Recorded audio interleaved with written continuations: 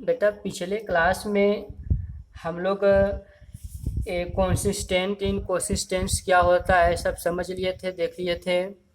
इससे रिलेटेड आपको क्वेश्चन भी बता दिए थे। अब आज के क्लास में हम आप लोगों को एक्सरसाइज 4.6 बताते हैं। Okay, exercise 4.6। तो क्वेश्चन नंबर फर्स्ट है, आप बुक में देख लेंगे। Examine the consistency of the system of equation in exercise 1 to 6। यानी कि क्वेश्चन 1 to 6 में हम लोगों को यह चेक करना है कि क्या है, कंसिस्टेंट है या इनकंसिस्टेंट है। तो ये सब डिपेंड करता है उसके डिटर्मिनेंट्स पर। डिटर्मिनेंट्स की वैल्यू क्या है, जीरो है या नॉट इक्वल टू जीरो है, मीन्स सिंगुलर मैट्रिक्स और नॉन सिंगुलर मैट्रिक्स। ठीक है, तो फर्स्ट ऑफ ऑल हम लोग पहले क्वेश्चन देखते हैं। क्वेश्चन नंबर फर्स्ट है, x plus 2y is equals to 2। यहाँ पर देखें आप 2x plus 3y is equals to 3। Clear? आप दे रहे हैं कि यह लीनियर इक्वेशन है। इस linear equation in two variable यानी कि x और y यही दो वैल्यू दिए गए हैं। तो पहले इसको हम कोफिशिएंट मैट्रिक्स में राइट करते हैं। आप देख रहे हैं कि इसको इस तरीके से, इसके कोफिशिएंट, यस का कोफिशिएंट 1 2 2 3, और यहाँ पर आप देख रहे हैं कि यह एक्स वाई बन जाएगा एज इक्वल्स टू 2, 3। क्लियर? तो आपको ये बताए थे कि यह ए है और यह एक्स है यानी कैपिटल एक्स, और यह बी।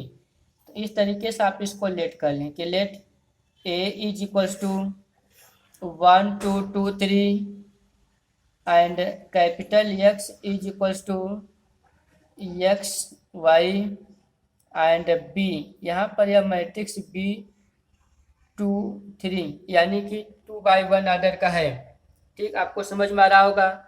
अब हमें यह चेक करना है कि यह कंसिस्टेंट है कि इनकंसिस्टेंट है।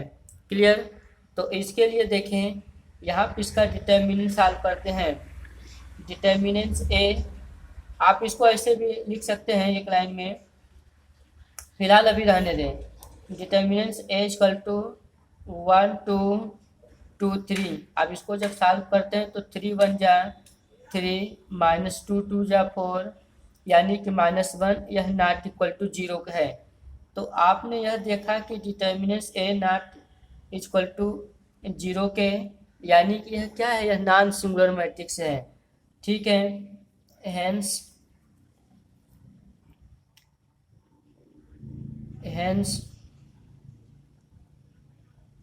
Matrix A is non singular.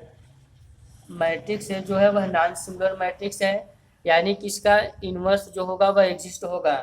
That is A inverse is exist. यह ए इन्वर्स जो है वह एग्जिस्ट होगा। तब आप कह सकते हैं कि यहाँ पर यह जो सिस्टम ऑफ इक्वेशन है वह कंसिस्टेंट है। क्लियर?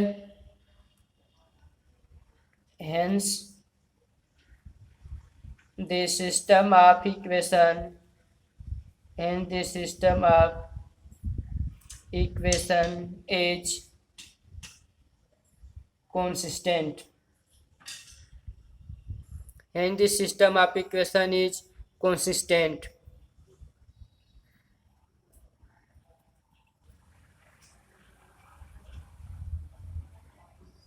ये आपको समझ में आ गया होगा। इसी तरीके से क्वेश्चन नंबर 1 to 3 एक 2/2 ऑर्डर के क्वेश्चन हैं, इसको आप कर लेंगे।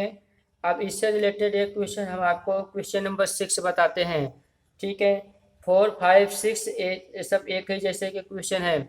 आपको ये चेक करना है कि डिटर्मिनेंट्स जीरो है या नहीं।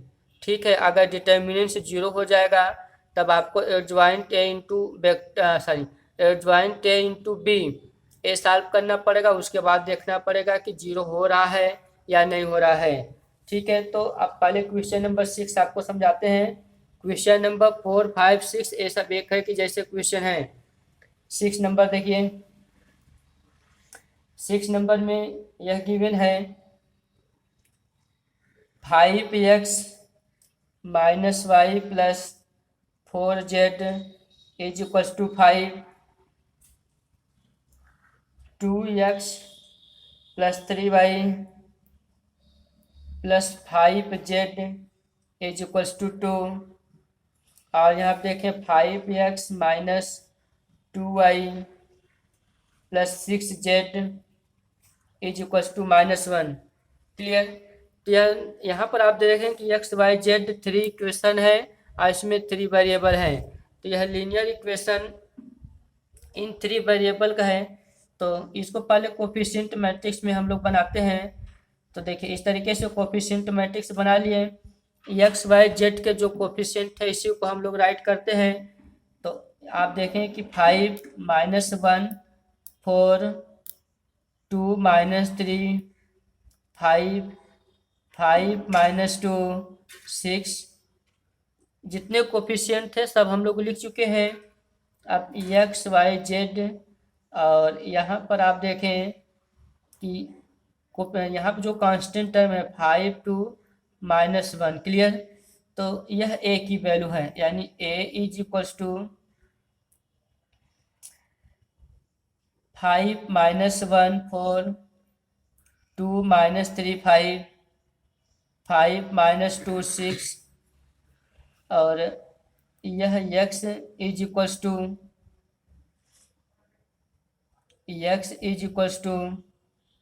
X y z, b is equals to 5 2 -1। Clear? अब हम लोग यह देखेंगे कि जो कोफिशिएंट मैट्रिक्स ए गिवन है इसका डिटर्मिनेंट सॉल्व करते हैं।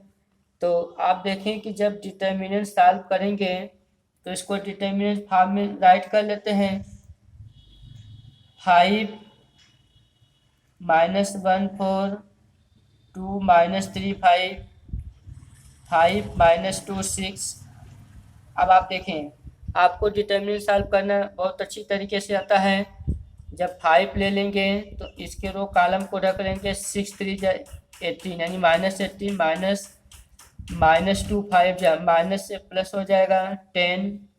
अब आप देखें कि यहाँ पर प्लस माइनस होता है जबकि ऑलरेडी माइनस है, तो यह माइनस से प्लस हुआ।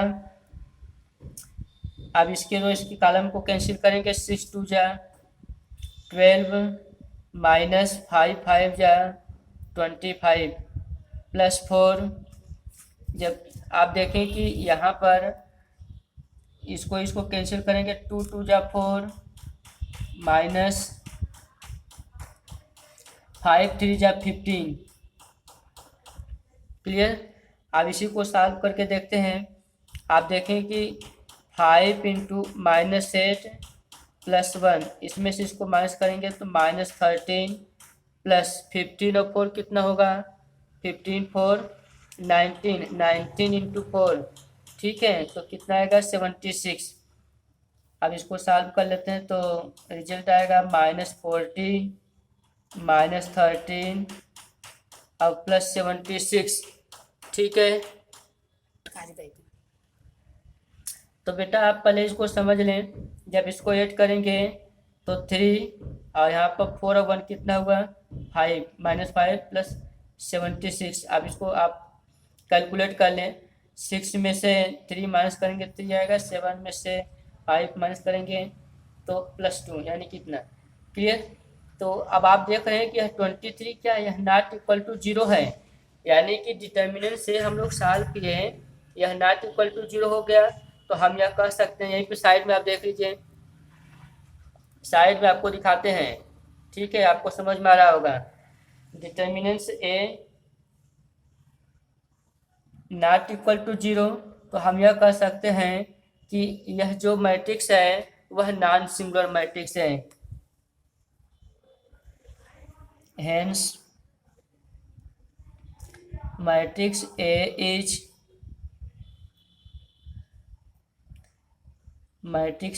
Non singular matrix. Clear? Non singular है, आप यह लिख सकते हैं कि that is a inverse is exist. अब अगर आप इसका इनवर्स निकालना चाहें, ठीक है, इनवर्स निकालने के लिए आपको बताए हैं कि इनवर्स के लिए क्या होता है, एडजॉइंट अपॉन डिटर्मिनेंट ऑफ ए, तो आप इसको फाइंड कर सकते हैं इसका इनवर्स। क्लियर। अब आप यह भी लिख सकते हैं कि hence the system of equation is consistent, क्योंकि आपसे कंसिस्टेंसी के बारे में पूछा था कि कंसिस्टेंस होगा या इनकंसिस्टेंट होगा। क्लियर। तो यहाँ पर डिटर्मिनेंट नॉट इक्वल टू 0 है, इसलिए कंसिस्टेंट होगा। तो लिख लीजिए hence this system of equation is consistent. Clear. तो यह क्वेश्चन नंबर 1 to 6 हम आपको बता दिए हैं, अब इसको आप कर लेंगे। ठीक है बेटा, क्वेश्चन नंबर नेक्स्ट देखें, क्वेश्चन नंबर 1 to 6 आप कर लेंगे। अब इससे रिलेटेड एक क्वेश्चन हम आपको सॉल्व करके दिखा रहे हैं।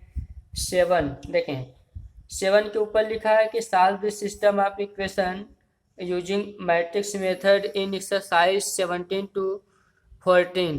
क्वेश्चन नंबर 17 to 14 में हम आप लोगों को क्वेश्चन सॉल्व करके दिखाते हैं कि एक्स वाई जेड की वैल्यू क्या आएगी। ठीक है, अब कैसे मैट्रिक्स मेथड यूज करना है और सॉल्व करके एक्स वाई की वैल्यू फाइंड कर लेना है।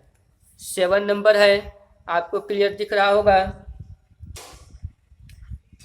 5x plus 2y is equals to 4, 7x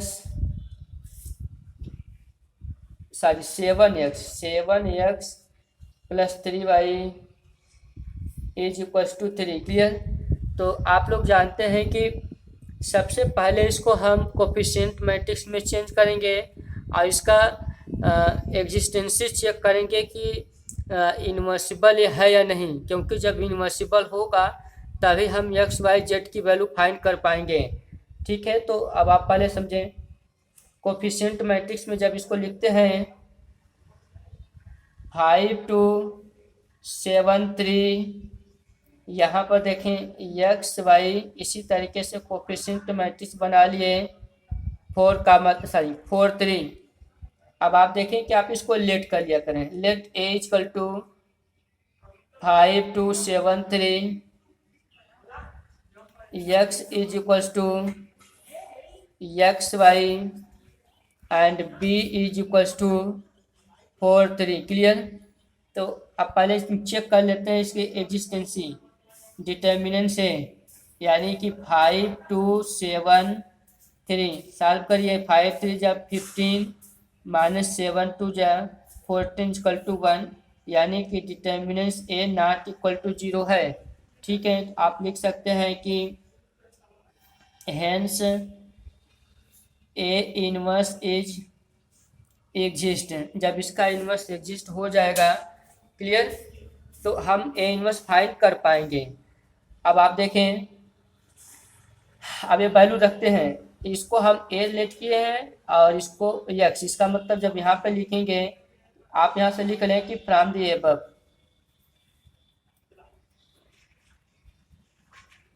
above A x is equals to B. Clear. अब आपको बता चुके हैं कि जब हम लोगों को एक्स वाई जेड की वैल्यू फाइंड करना होगा तो एक्स इक्वल टू सेट करना पड़ता है। अब इसके लिए लेफ्ट साइड से ए इनवर्स ऑपरेट करते हैं। आप समझिए, A inverse A x is equals to A inverse B. तो यहाँ से देखें कि A inverse A into x equal to A inverse B, यानी कि identity into x equal to A inverse B. अब इसको हम लोग यह राइट कर लेंगे कि A inverse equal to A inverse B.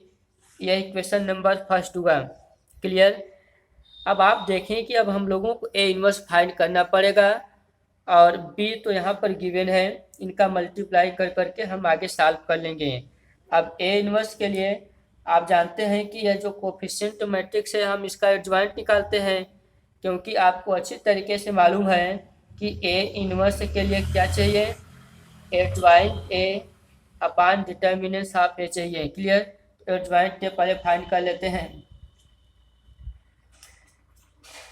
Adjoint A equal to, जब 2/2 ऑर्डर का है तो हम इसको डायरेक्टली निकाल देते हैं। देखें 3 और 5 इनके पोजीशन को चेंज कर लेते हैं, 3 5 और इनके साइन को, यानी कि -7 और यह -2 एडजॉइंट हो गया। और डिटरमिनेंट फाइंड किए हैं, अब ए इनवर्स फाइंड करते हैं। Adjoint A upon determinant of A, adjoint A के लिए देखें, एडजॉइंट ए यहाँ पर निकाल चुके हैं, तो अब इसको रख लेते हैं। डिटर्मिनेंट ए की वैल्यू कितना आया है, 1 आया है, यानी कि 1/1 और 3 - 2 -7 5 क्लियर। तो ए इनवर्स इक्वल टू, आप समझ रहे हैं, हम आपको बताए थे कि यहाँ पर तो सिंपल ही है, इसलिए हम अंदर मल्टीप्लाई डिवाइड कर ले रहे हैं। बट अगर यहाँ पर 1/11 होता या 1/7 होता, ऐसे नंबर होते जो कि हम इसमें डिवाइड नहीं कर पाते हैं, ठीक है। तो ऐसे क्वेश्चन में आप यहाँ का जो कांस्टेंट है इसको ऐसे रहने देंगे, क्लियर।